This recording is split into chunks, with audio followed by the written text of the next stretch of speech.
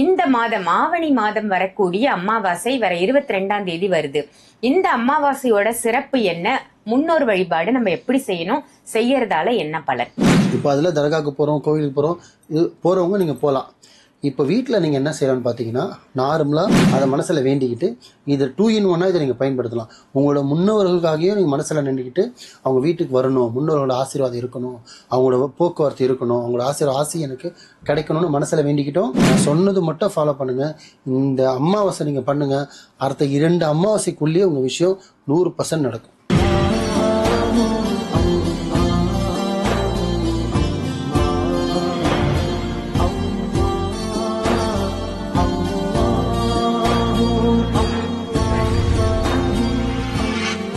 மருஜன்ம நேயர்கள் அனைவருக்கும் அன்பான வணக்கங்கள். புழல் காவாங்கரை MM டவர்ஸ்ல இருக்கக்கூடிய மாலிக் குருஜி அவர்களை தான் சந்திக்க வந்திருக்கோம். வணக்கம் குருஜி. வணக்கம் குருஜி. இன்னைக்கான தலைப்பு என்ன அப்படின்னு பாத்தீங்கன்னா, நிறைய அமாவாசை பதிவுகள் நீங்க போட்டிருக்கீங்க, நிறைய விஷயங்கள் மக்களுக்கு சொல்லிருக்கீங்க, நிறைய தர்காக்களுக்கு அன்று தினம் போறது சிறப்புன்னு சொல்லிருக்கீங்க.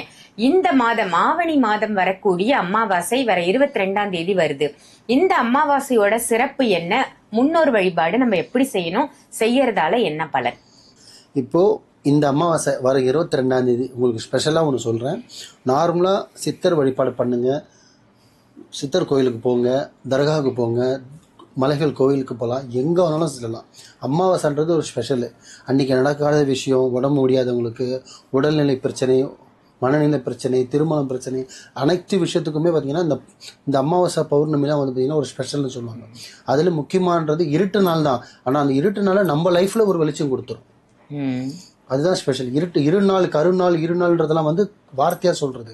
ஆனால் இந்த சித்தர்கள் அந்த ஆசான்கள்லாம் இருந்து பார்த்திங்கன்னா வசித்தது அந்த ஒரு பூஜைகள் செஞ்ச நாளில் தான் அந்த அமாவாசை. அப்போது நம்மளோட விஷயத்தை வந்து நம்ம அந்த கோரிக்கை வந்து அன்று வைக்கும்போது அது சீக்கிரத்தில் நிறைவேறும். அதனால அமாவாசைக்கு போகணும்னு சொல்லுவாங்க. இப்போ அதில் தர்காவுக்கு போகிறோம், கோவிலுக்கு போகிறோம், இது போகிறவங்க நீங்கள் போகலாம். இப்போ வீட்டில் நீங்கள் என்ன செய்யலாம்னு பார்த்தீங்கன்னா, நார்மலாக இந்த அமாவாசைக்கு என்ன பண்ணணும் பார்த்தீங்கன்னா, டைமிங் ஒரு இரவு ஒரு 6 மணிக்கு மேலே ஒரு 7 மணி போல் இதை நீங்கள் சூரியன் மறைஞ்சதுக்கப்புறம் இது விளக்கு போடுறதுன்னு சொல்லுவாங்க. இதை நீங்கள் செய்யணும். எப்படின்னா, வீட்டுக்கு ஹாலில் அது 2 ரூமாக இருந்தாலும் சரி, 1 ரூமாக சரி, ஹாலில் தான் நீங்கள் வைக்கணும், பெட்ரூமில் வைக்கக்கூடாது. ஹாலில் வச்சு ஒரு வாழை இலை ஒன்று வச்சுட்டு ஒரு 1 கிலோ பச்சரிசி வாங்கி, இல்லை வீட்டில் இருக்கிற பச்சரிசி கூட எடுத்து பார்த்தீங்கன்னா பரவலாக அந்த வாழையில் ஃபுல்லாக பச்சரிசியாக வச்சுட்டு நடுவில் வந்து ஒரு தட்டு, ஒரு சின்ன தட்டு மாதிரி வச்சு அந்த தட்டுக்கு மேலே நீங்கள் ஒரு அகல் விளக்கு வாங்கி வைக்கணும். அந்த அகல் விளக்கு வந்து கொஞ்சம் பெரிய விளக்காக இருக்கணும். வச்சுட்டு திரியை வந்து ஒரு திரியை 4ஆக திரித்து பெரிய திரியாக்கி அதை வச்சுட்டு நல்லெண்ணெயை ஊற்றிடணும்.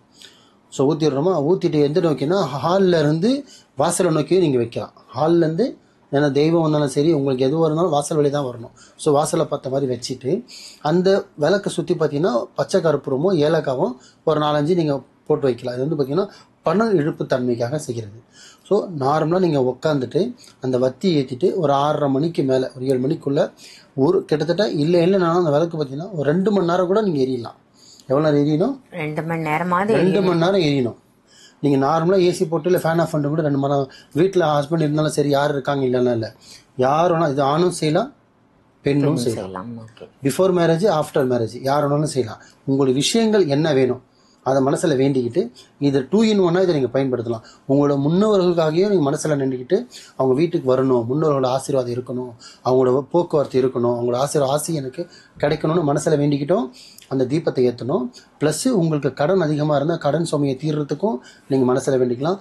வர வேண்டிய பணம், சொத்து அந்த கோர்ட்டில் கேஸ் போயிட்டுருக்குது, உங்களோட இடங்கள், என்னென்ன பிரச்சனைகள் இருக்கோ அது எல்லாமே மனசில் வேண்டிக்கிட்டு, அதுக்குன்னு இஷ்டத்துக்குன்னு நம்ம கோரிக்கை வைக்கக்கூடாது. சில கோரிக்கை 2-3 முக்கியமான விஷயத்த மனசார வேண்டிக்கிட்டு நார்மலாக சாட்சகமாக நீங்கள் உட்காந்துட்டு 108 தடவை வசின்னு மட்டும் சொன்னால் போதும். எதுனா சொல்லும் வசின்னு 108 தடவை சொல்லி அந்த 10 நிமிஷம் அந்த 108 தடவை சொல்கிறது. வசி பார்த்தீங்கன்னா நீங்கள் விரலையும் எண்ணலாம், ஒரு மணியும் எண்ணலாம், அது உங்களோட சௌஜம், அது பிரச்சனை இல்லை. ஆனால் உட்காரும்போது உங்களோட உடல்நிலை சுத்தபத்தமாக இருக்கணும், மனசும் சுத்தமாக இருக்கணும், உடம்பும் சுத்தமாக இருக்கணும்.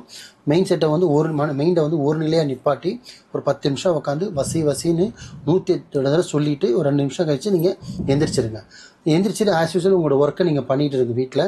கரெக்டாக அந்த வேலைக்கு இப்போ 7 மணிக்கு ஆரம்பிக்கினா ஒரு 9-9:30க்கெலாம் முடிச்சிருங்க. முடிச்சுட்டு என்ன பண்ணுறீங்கன்னா அந்த அரிசியை வந்து நீங்கள் மறுநாள் வந்து பார்த்தீங்கன்னா நீங்கள் அதை கோலமாகவும் நீங்கள் பயன்படுத்திக்கலாம். இல்லை நார்மலாக யாருக்குன்னா யாசகம் கொடுக்குறவங்க கூட நீங்கள் அதை அந்த அரிசியை எடுத்து அப்படியே சேர்த்து வச்சு யாசகங்களுக்கு கொடுத்துருங்க. விளக்கை வந்து நார்மலாக நீங்கள் பயன்படுத்துருங்க. அந்த இலையை மாடுக்கு கொடுங்க.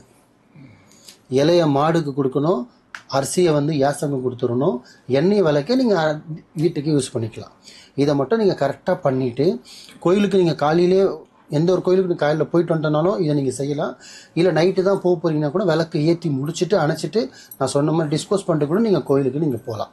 நைட்டு தங்க போகிறீங்க, இரவு தங்க போகிறீங்க, அமாவாசை சித்தர் கோயில் போகிறீங்கன்னா ஒன்று முன்னாடி போங்க, இல்லை முடிச்சுட்டு போங்க. டைமிங் 6லேருந்து ஒரு 9 மணிக்குள்ளே இது ஒரு 2 மணி நேரம் விளக்கு எறிஞ்சால் போதும். 108 தடவை வசி வசின்னு சொல்லணும். ஆனால் அந்த வசி வசின்னு சொல்லும்போது உங்களோட மனநிலை ஒரு நிலையை நிப்பாட்டும் போது உங்களுக்கு என்ன விஷயத்துக்கு வேண்டுறீங்களோ அது வந்து நடுநிலையில் நீங்கள் நிப்பாட்டணும். புரியுதுங்களா? 3ஆம் கல்லை நிப்பாட்டுற மாதிரி இந்த இடத்துல நீங்கள் உச்சியில் நிப்பாட்டிட்டு கரெக்டாக உட்காந்து மனசார வேண்டிட்டு எந்திரிச்சிருங்க. அந்த இடத்துட்டு எந்திரிச்சிட்டு நார்மல் ஒர்க்கை பார்த்துட்டு 2 ஹவருக்கு சனைச்சிருங்க.